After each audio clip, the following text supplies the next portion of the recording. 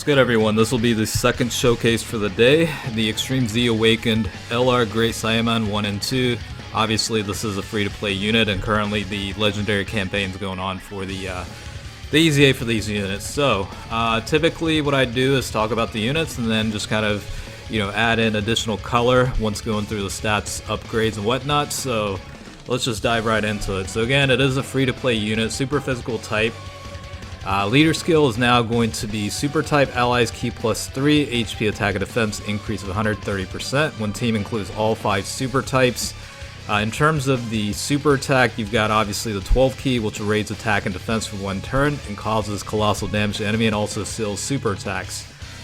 For the 18 key super attack, you're looking at the ability to raise attack and defense for 1 turn, causes mega-colossal damage to enemy, raises super class allies attack by 30% for 2 turns. So you're going to lose the ability to seal SA out of the 18 key. You're going to have to rely on the 12 key. So the reason why I say that is you're probably going to have to plan out your super attacks on settings like Super Battle Road, where sealing SA is obviously a little bit crucial. So it's kind of give or take between raising allies attack by 30% for 2 turns or going with the sealing the super attack. Now, the passive skill, before I cover it, it kind of goes in line with, you're pretty much able to kill two birds with one stone essentially, right? Because of the built-in abilities for the additional attacks, and we'll just cover that here in a second. So again, for the passive skill, it's an attack and defense increase of 70%.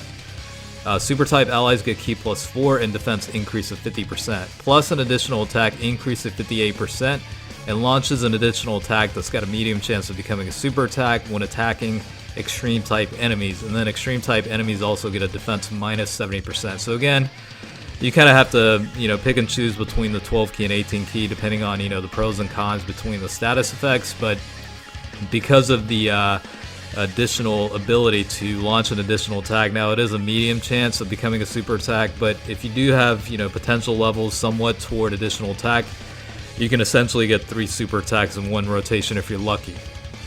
So at 100% potential, let's just cover the overall stats if it's on here. I don't think it is, but yeah, because the stats themselves don't change. They're still remaining at the 19,434 for HP. Attack is 15,280, and then defense is 14,783. Essentially, what changed is some of the skill sets, but also the SA went from 20 to 25.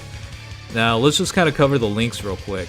Hero Justice at level 10 is going to be, give me 1 second. Sometimes this thing glitches up. Attack increase of 25%, and chance of performing a critical hit increases by 5%. Patrol is going to be key plus 2 and defense increase of 20%. Let me just refresh this because it's not popping out. Here we go. Signature pose is going to be key plus 3, attack increase of 7%. Infighter is attack increase of 15%. All enemies defense minus 15% as well. Supreme power is attack and defense increase of 10%. Shattering the limits going to be key plus 2, attack and defense increase of 5%. And lastly, legendary power will be attack increase of 15% when performing a super attack. And again, in terms of like categories, you've got Majin Buu Saga, Joint Forces, Movie Heroes, Special Pose, Defenders of Justice. Now, the one I did test out for this particular showcase is the Majin Buu slash Battle Wits category setup with the Strength Super Vegito leads. I thought about running it on Special Pose or even like the Defenders of Justice. Joint Forces might actually be an interesting one too, along with I guess Movie Heroes too, but I think I'm gonna reserve those categories for potentially a Super Battle Road test on this unit, because of a lot of usefulness out of the not only the super attack abilities but also the passive skills. So nice little defensive increase toward allies, as well as potentially attack increases. With the 18 key super attack, you got the ability to seal enemy super attacks and potential additional attacks with becoming a super and what have you. So it's a lot of good skill sets are built in with this. Now, in terms of like the overall team build I went with for this showcase is I did link this guy up pretty much the entire time with the strength type Great Saiyaman.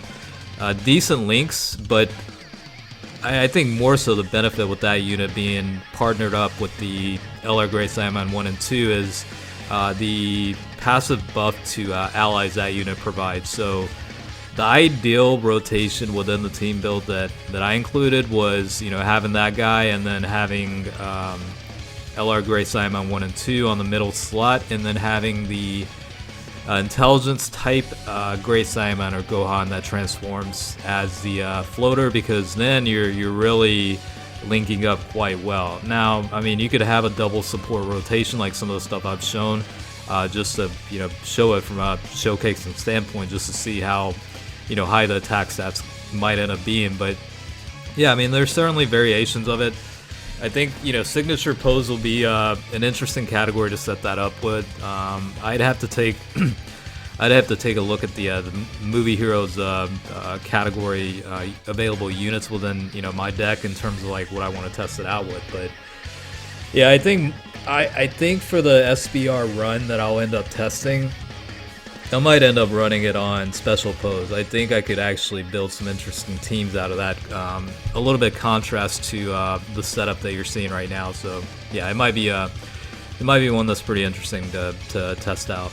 Now, in terms of like the Extreme Z awakening process of this unit, I didn't really struggle too much. I have a lot of the units that are required link leveled, and they're obviously rainbowed and whatnot, but that's kind of a habit I've had for a long time where for whatever reason I would rainbow and nowadays work on link levels for obscure units that not many used to give so much limelight to, but now it's almost like a requirement for that to be done because of the Extreme Z area implementation that came out I guess a little while ago now. But I'd say easy areas have been I mean, it's fairly new. I think it hasn't been a year and a half, I don't think. Maybe a year, but I don't think it's been that long since they rolled that out. So it's a fairly new concept, I guess, in the lifespan of 6+ years with Dokkan Battle. But I personally don't mind it because it gives opportunities for other units that don't necessarily require like the main spotlight, but they're able to get easy A's, and your deck is able to become better because of that. I mean, a lot of the Extreme Z area units are going to be the ones that I've been looking forward to awakening. Like the Super Saiyan 2 Gohan showcase that I just did earlier this morning is a prime example of a unit that necessarily wouldn't have the traditional 30 stages of Extreme Z battle, but Extreme Z areas made it easier to kind of run that out. And I get it. The reasoning behind it, I think, is one, yeah, they wanted to increase the amount of easy A's, but at the same time, I think they wanted to limit giving out 30 free stones. I mean, it's, real talk right here. I'm pretty sure they weren't inclined to give out 30 stones. They could have done like the, the setup with the 7 different units, Extreme Z Awakening in the same, easy A stages or whatever, but I don't know. I personally don't mind the Extreme Z areas, to be honest with you. So it's not too bad nowadays. But yeah, I mean, the LR Great Saiyaman 1 and 2, they're very interesting units. They're a lot more powerful than they were prior to the EZA. That's a given. I mean, it's noticeably different, and they're actually going to have some value in terms of like team building toward Super Battle Road and stuff like that. I'm eager to test them out on that kind of setting and see how they do defense-wise. But not only that, how much help they're providing the other units on the team. I mean, a key +4 is very good from a support standpoint, and then also a defense increase of 50% to allies. That's very nice to have. Along with that, extreme type enemies are going to have a defense drop of 70%. So a lot of things compound onto one another, and yeah, again, I just have to test it and see it for myself to be able to tell you otherwise. But from what I see on paper and what I've seen in performance-wise from the Infinite Dragon Ball history stages, I mean, it's a very good EZA in my opinion. It might not be a unit you're going to be using all the time, but it's a nice unit to have when you need it. It's probably the best way to put it. Special pose, I think, will be interesting. Defenders of Justice, joint forces. I don't know how they would link up on that setup though. I kind of have reservations about that one, but You know, the thing about Super Battle Road is we're gonna get new stages, and category stages are gonna be a thing. So, you know, at some point you might actually need these guys if you don't already. So that's the way I look at it. It's almost like they were built for that in a way. I mean, you know, key boost, defensive boost to allies, sealing super attacks, you know, raising the allies' attack for 2 turns, and you know, what have you. So yeah, I think these are literally kind of built for Super Battle Road. So, you know, with that being said, I'll, you know, definitely look forward to another test of this unit in a SBR setting where it's a little bit more appropriate, I should say. But overall, first impressions of this unit, yeah, I'm certainly satisfied. I didn't really expect them to get an EZA until they were announced, you know, maybe a couple weeks ago. But I like the announcements, you know, ahead of time, because that gives me time to prep with the link levels and whatnot. So that was a fortunate thing. I maxed out all the link levels, you know, just in time and had them ready. So, you know, it was a matter of getting the medals and awakening them at that point. So, all right, well, that's pretty much it for me. Hopefully you guys enjoyed the showcase. As always, thanks for watching. I'll catch you guys later. All right, peace out.